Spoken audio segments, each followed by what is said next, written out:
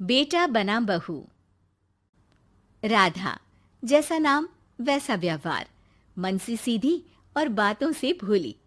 सौतेली माँ ने बहुत बुरा व्यवहार किया, लेकिन पति। माँ, क्यों तुम राधा को हमेशा बोलती रहती हो?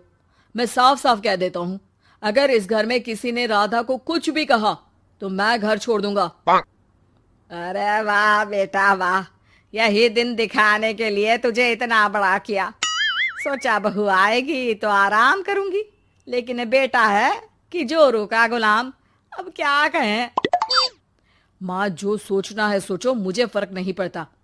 मैंने कोई लव मैरिज नहीं की है। आपने जिससे बोला मैंने शादी की, लेकिन अब मैं राधा को किसी भी परेशानी में नहीं देख सकता। हाँ हाँ, और मुझे देख सकते हो क्यों?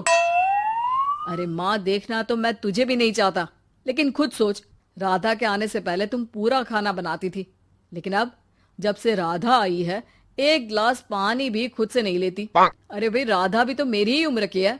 मैं आपके लिए बच्चा तो वो आपके लिए समझदार बहू। कैसे? उसे वक्त देना माँ। वो थक जाती है, रोती है, उसके पैर में दर्द होता है। आपको वो क्यों नहीं दिखता माँ? नहीं नहीं, ऐसा कुछ भी नहीं है। अरे वाह जी वाह, सारी तीली लगा दी। अब बोल रही है कि ना जी ना, कोई बात ना है। तीली? क्या बोल रही हैं आप सासू माँ? अरे राधा, तुम चिंता ना करो। माँ की आदत है हर बात पर ताने देने की। तुम कमरे में जाओ, मैं ग्रीन टी लेकर आ रहा हूँ। सास बेटे की हरकत से आग बबूली हो जाती है। बेटा, तूने आज प्रूव कर दिया कि बेटा कभी अपना नहीं होता। अरे जोरू के गुलाम, शर्म कर शर्म। तेरी माँ हूँ, सास नहीं जो खरी खोटी सुना रहा है कल की आई दुल्हन के आगे।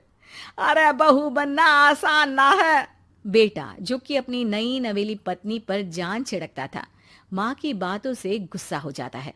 माँ, साफ साफ बात करो। तुम राधा को कभी कुछ नहीं कहोगी, इसके लिए मैं क्या कर सकता हूँ? कुछ नहीं कहूंगी? अरे बेटा, बावला हो गया है क्या? तू जिस दिन पैदा हुआ था ना, उसी दिन सोच लिया था मैंने कि तेरी शादी के बाद बहू पर हुक्म चलाऊंगी, पैर दबवाऊंगी, ताने दूंगी और जुल्म भी ढाऊंगी। बाप रे बाप! माँ, आप कैसे ऐसे सोच सकती हो? राधा छोटी है मुझसे भी, और उसके लिए ऐसी सोच। अरे बेटा, एक बेटी का बाप और माँ उससे बचपन से ही सहनशीलता सिखाते हैं, जिससे कि वो कुछ भी सुनने के लिए तैयार रहे। वो जैसे ईंट होती है ना, शुरू में जितना पकाओगे आगे जाकर उतनी ही मजबूत बनेगी और बुलंद इमारत बनाएगी, समझे? देखो माँ, मैं कोई मजदूर तो हूं नहीं, इंजीनियर हूं, वो भी बड़ी कंपनी में। चलो, लॉकडाउन के कारण मैं घर से काम कर रहा हूं, तो आज से मुझे ही अपनी बहू समझो, लेकिन राधा को कुछ भी कहने की जरूरत नहीं है। हाँ भाई हाँ, ठीक है भाई। तेरे मजनू बनने से मैं थोड़ी ना सास बनने की अपनी ख्वाहिशों का गला घोंट दूं, हैं? मुझे कोई ना कोई तो चाहिए ना हुक्म चलाने के लिए। अब तुम दोनों मिलकर डिसाइड कर लो बस। फिर क्या था, राधा का पति बन जाता है घर की सुबह सुबह। अरे कहाँ मर गया? अरे ना, मेरा बेटा, क्यों मैं सुबह सुबह ऐसे शब्द निकाल रही हूँ, गुनाह हो जाएगा। अरे कहाँ रह गया ससुर का नाती? जरा चाय तो पिला। ये भी कोई बात होती है? सूरज सर चढ़ गया, लेकिन महाराज जी सो रहे हैं। बेटा पलंग से उठता है। मैं जल्दी से जाकर चाय दे आती हूँ माँ जी को। अरे नहीं नहीं, तुम जाओगी तो 4 बात और सुनाएंगी। मैं जा रहा हूँ। बेटा माँ को चाय लाकर देता है कि माँ। अरे देख तो तेरा चेहरा, ना मुंह धोया ना हाथ। जा जाकर हुलिया ठीक कर ले और उस करमजली को बोल कि नाश्ता बनाए। करमजली? अरे माँ, कुछ तो शर्म कर। देता हूं ना मैं तुझे नाश्ता, लेकिन तू राधा के लिए ऐसे गंदे शब्दों का इस्तेमाल नहीं करेगी। बहू की तारीफ बेटी के मुंह से सुनकर सास फिर गुस्सा हो जाती है। अरे जा जा जाकर नाश्ता लेकर आ। और हाँ, 15 मिनट में मैं नहा कर निकल रही हूँ।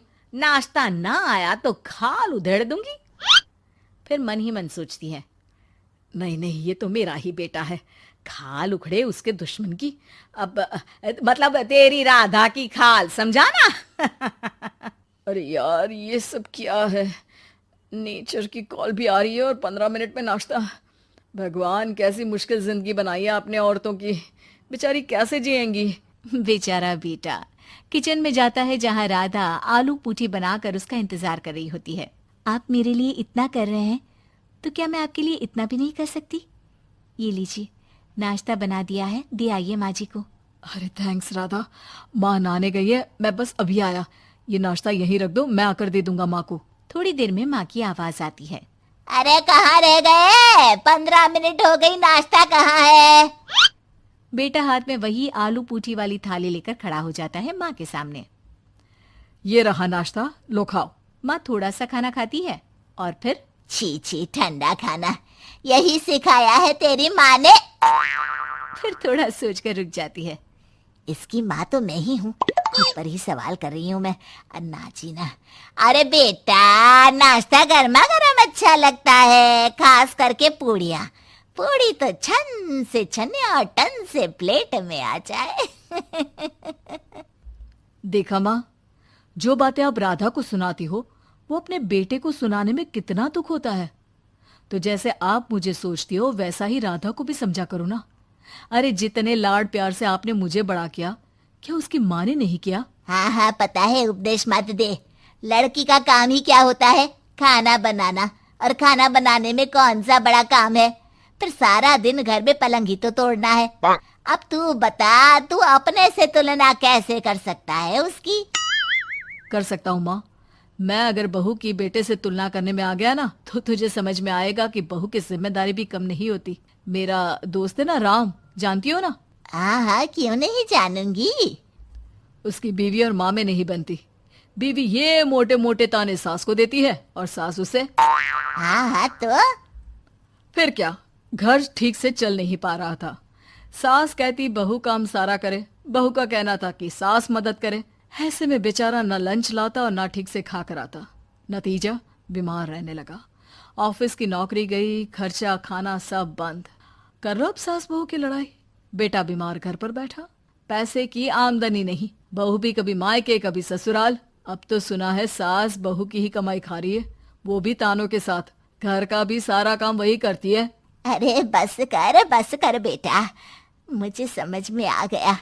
तू तो बेटा ही रहे, बहू को अब बहू नहीं, मैं बेटी बना कर रखूंगी।